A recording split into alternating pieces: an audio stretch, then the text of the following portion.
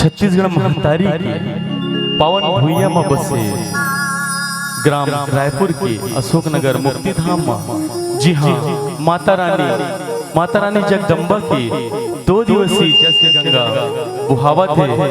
वही जस के गंगा में हमूमन डुबकी लगाए बर आए हवन। जी हाँ, दूध और पानी के अलग करैया निर्णायक गुरुजी महाराज ला गुरतुर के बोलैया उद्घोषक गुरुजी महाराज ला हमर जय मां सरस्वती जस फाग मंडली के डाहर ले सत नमन है, प्रणाम है, चरण वंदन है।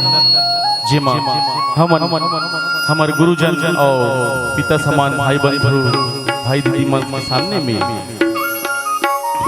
एक विषय लेके आया है। जी मां, शंकर भगवान सती के वियोग में कैसे वो अपन व्यथल बताते, जस के माध्यम से आप मन के सामने वो गाय पर और बजाए पर जावत है। जेमा हमर डहल ले कुछ भी गलती हुई तेला अपन नान्हे लइका समझ के माफी दो। प्रेम से बोल दुर्गा मैया की और शंकर भगवान की।